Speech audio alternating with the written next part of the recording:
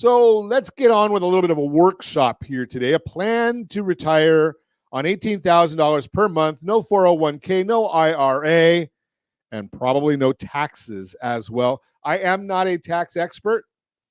I do not have a CPA license. I'm not an enrolled agent. I don't give tax advice, but I understand the questions that you need to ask your tax people.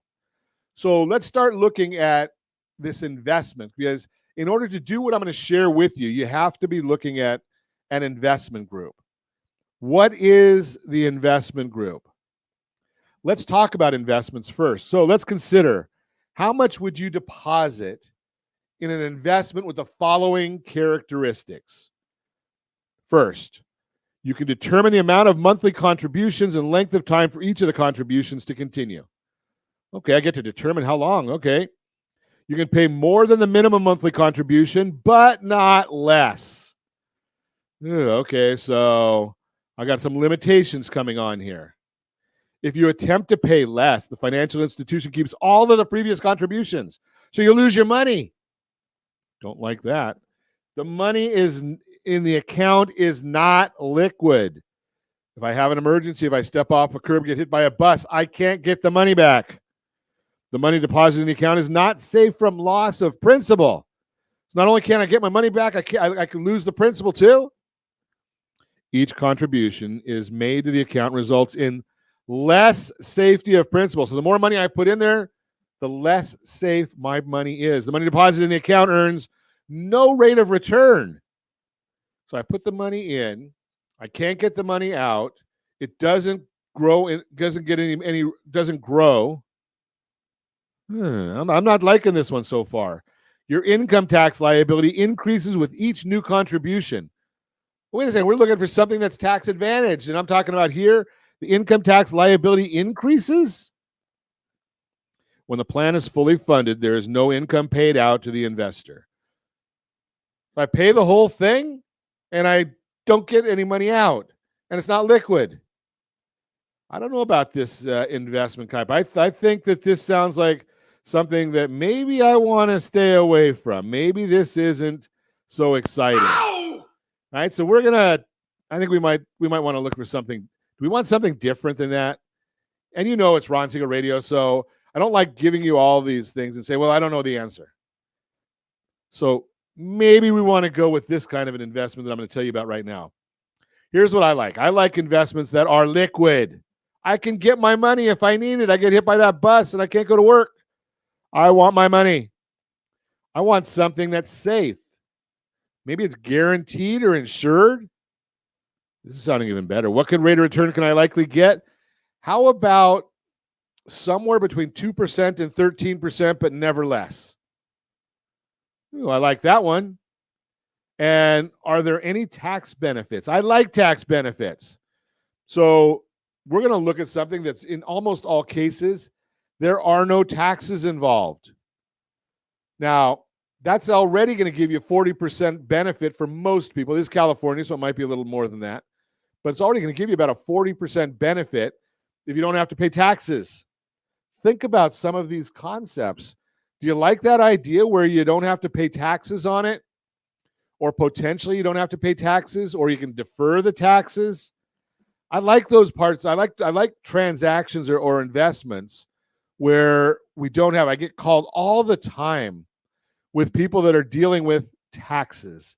And unfortunately, they don't listen to Ron Siegel Radio enough, because I'm always telling you that, hey, you know something? Be careful of the tax situation. You have to do your taxes in November. You report them in the first part of the year. Now, I know Orange County, you can go to May 15th this year, but it's April 15th generally. But the bottom line is you want to be able to plan your taxes. It's tax planning. That's the important part. So when you use a strategy like I'm going to share with you, the bottom line here is you got benefits. Now, in addition to me not being a tax advisor, so I don't give tax advice, I tell you the questions to actually ask your tax advisors. I am not a financial advisor. I used to have my licenses at Merrill Lynch, Series 766, life insurance. Had all those over at Merrill Lynch decades ago. I do not have them any longer. So I'm allowed to tell you these things that I'm going to tell you today because a lot of the regulatory agencies don't like this. Why? Because they don't trust you. They figure that if you know some of these strategies that I'm going to tell you, instead of following all of the strategy, you're going to go halfway, and then you're going to be upset because you end up losing all your money. So, what are the investments that we're talking about here? And again, I'm not suggesting this for you. I'm telling you, call your financial advisor. If you don't have one, give me a call at 800-306-1990, 800-306-1990. I will put you in touch with somebody that understands the strategies that I will share with you. So I was telling you about the characteristics of the right investment, my opinion, not giving you investment advice. It's liquid, it's safe, guaranteed or insured. What rate of return can I likely get? And it's got some tax benefits. What am I talking about? Indexed universal life insurance, very, very specialized product. And you got to get it from the right source because not every one of the products works the same way. Indexed universal life insurance. Why do I like this? Well, the last time I checked, and again, I don't sell the product, so I don't have all the latest data, you could not lose your money. Or it's not guaranteed, but it's insured. So on this product, your return is going to be a minimum of 2%. Now, that's the good side of it. The quasi downside is if the market goes crazy, you're limited to 13%. Or when I looked at it last, you were limited to 13% on the upside. I like 13% because that means your money is doubling every 5 to 6 years. What you do is you take 72 divided by 13. That'll tell you how often your money doubles. Do a little easy math.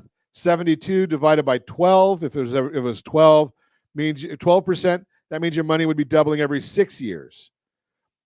You can work it the other way also. This also tells us that our money doubles every 10 years if we get a 7.2% return on investment. Why do I say 7.2? Number one, it makes it easy to figure it out. Number two, over the last 30 years, these have averaged about 8% return. 30 years. So when you get a 30-year number or history, I like that because it gives us an indication of what the future may hold. Remember, we've talked about this many, many times about Orange County, California, and I frequently will go to the 60-year or 63-year return on investment for Orange County, California. Why? Because I know over time that's a good number.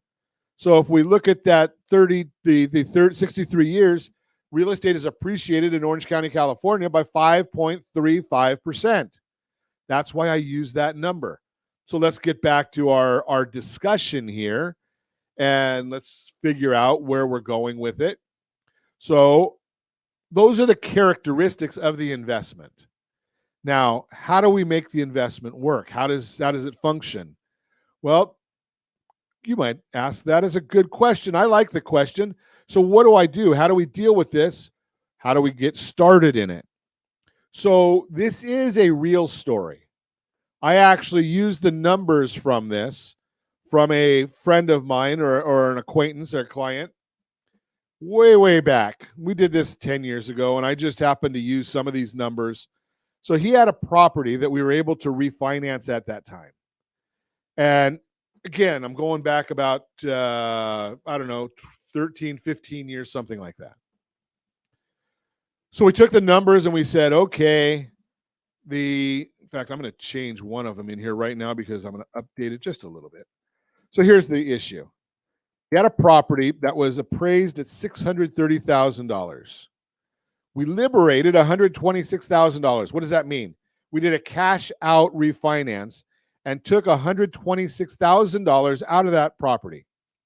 And we put it into a investment vehicle like this. Again, hypothetical scenario is what I'm talking about right here. Take that $126,000, put it into this investment program. Remember, we are dealing with a tax-advantaged investment. The we used a 7.2% return on his investment. Remember, I told you, because that way I know that it doubles every 10 years. We did a 5.35 was the appreciation on the real estate. Because remember, the appreciation is on the total value of the property, not on the balance of the mortgage. So let's move right along. Now, I didn't do the amortization on the mortgage. I probably should have, but I just left the mortgage the same as far as the balance there. Because remember, as we pay down the mortgage over time, that balance is going to be less, so we could borrow even more money. And you might say, Ron, well, you like borrowing because you lead a lending team. Of course I lead a lending team. And of course, borrowing is how we make money. But this is how you make money. It's not about me. So let's go with this number, $630,000 in year one.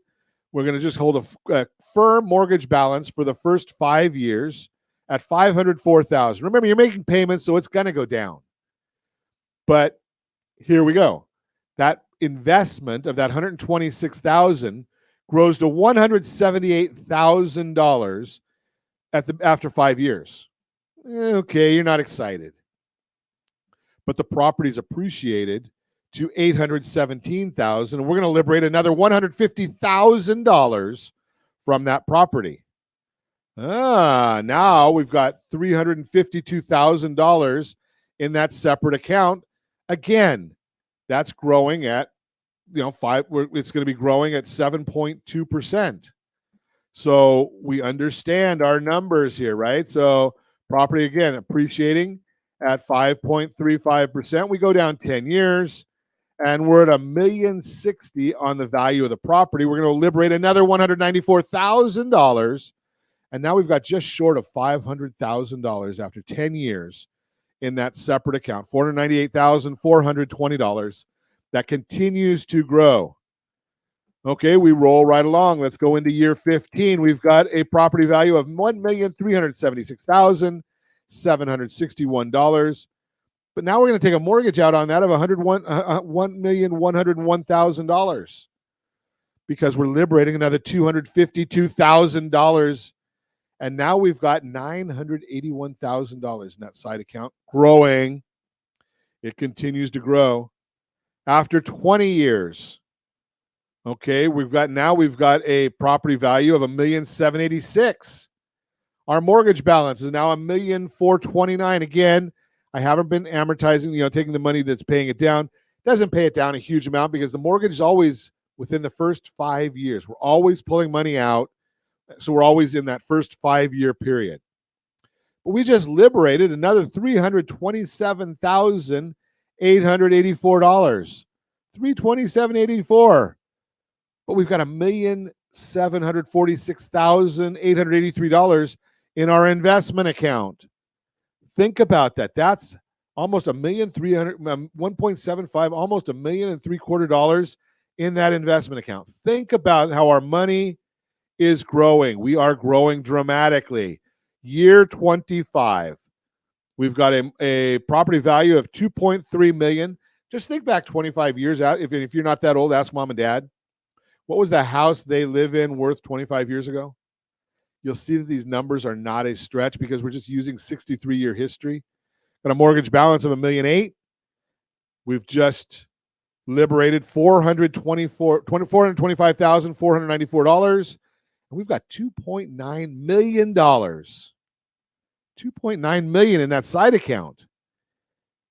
This is compounding. Remember, that's the value of compounding. Now we go to year 30. Now, at my age, I'm just about ready to kick the bucket. Josh, he's just getting ready to go into the golden years. If you're young, that's where these benefit.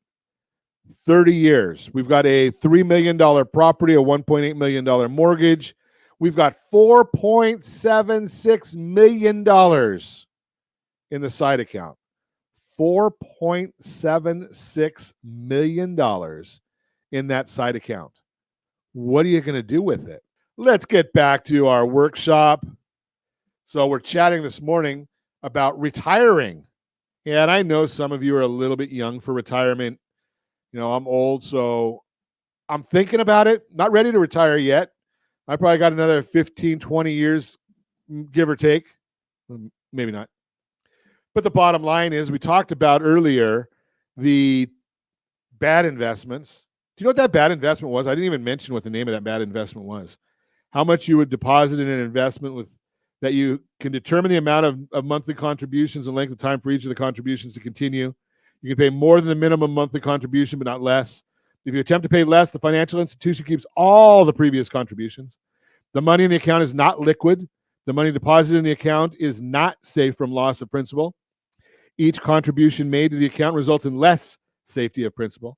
The money deposited in the account earns 0% rate of return. Your income tax liability increases with each new contribution. And when the plan is fully funded, there is no income paid out to the investor. You know what that's called? A mortgage. A mortgage. So why do I keep promoting the idea of getting a bigger mortgage? Well, because I've shared with you the spreadsheet, the chart on what happens when you have a large mortgage and you continue continue growing it. Right? The bottom line here is, as your mortgage continues to grow, you're taking all the equity out because it's saving you. It's a benefit to you, and you're putting. And I'd say, leave 25% behind. That's a good number to leave behind in your equity. It helps with your interest rates and whatnot. But the bottom line here is, we want you to continue pulling that money out of the property. Why? Well, because the bottom line is that we've just set up an investment for you. Now, when you get to the retirement age, you're going to say to me, okay, Ron, what am I going to do? How do I retire with this? Because I've got a big mortgage and I've got this insurance policy. What do I do? Well, you start borrowing from the insurance policy. When you borrow from the insurance policy, that, remember, has $4.76 million in it. 4.76. So when you borrow from that policy, basically what's happening there is you don't have a taxable event because it's a loan. You got to pay it back. We'll talk about that in a minute. But what is our monthly distribution? Well, if we took 5% distribution, 5%, well, that's $19,836 a month. I said that you're going to retire on $18,000, but I just did $19,836.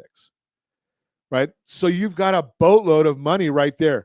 Basically, why did that happen is because I think when I changed the appreciation and that compounding, it brought it up. So, yeah, well, give or take a little bit. So let's just, what if I move that back to 5% growth on the property? The numbers are going to change. Yeah, that's what it is. So I did a 5.35. If you move it down to 5%, just round it off, we have $18,321 a month coming in. Now you might say, okay, well, Ron, $18,321.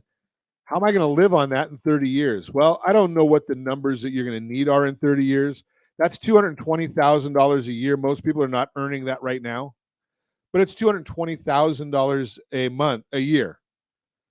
Now, you say, Ron, I got a mortgage though. You're right. So the mortgage on that is going to be about $10,000 a month. That's 6% mortgage rate. So where do you get the money to pay it? Well, you pay it out of that $18,000. So you still have $8,000 a month. Oh yeah, and you get the tax write-off if there is any in 30 years for that. So now what are you doing? Now you have the opportunity, because you've got almost $4.4 million in a side account. You say, well, I want to pay off my mortgage. I want to have my mortgage paid off. I don't want to have a mortgage when I'm retired at this point. Write a check, because you've got that money in the side account. $4.4 million is in that insurance policy. Write a check to pay off the $1.7 million mortgage. Write a check. You can do that. It's not a problem. You borrow the money from the insurance policy. Now, why is it that the institutions don't like that? Why is it the regulators don't like this? Because I've just shared with you how to retire without the 401k, without the IRA, without tax liability, most likely. They don't get any more money from you. And what's the idea of the 401k? The idea of a 401k is you put $1,000 in there, it grows to 10,000. If you pay taxes on the 1,000, well, 40%, that means you're paying $400 in taxes.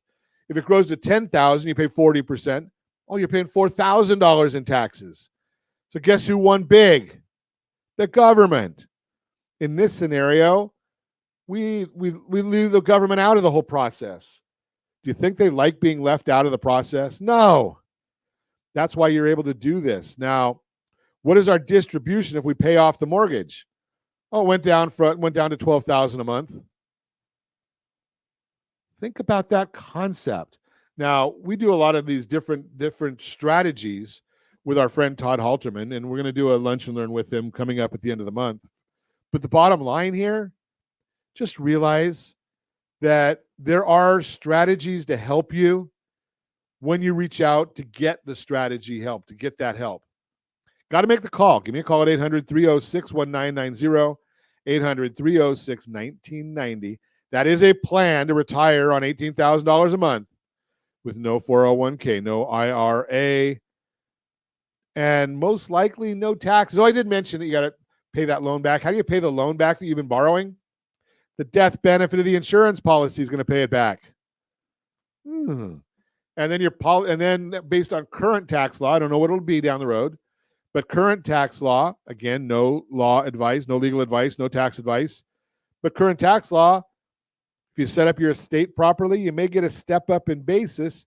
So once that property is appreciated all that way, you don't have to pay a lot of taxes on that when you transfer it to your heirs. Could you buy other property with the money that's in that side account? Of course you can. It's your money. All those things are available when you do some planning, strategic planning.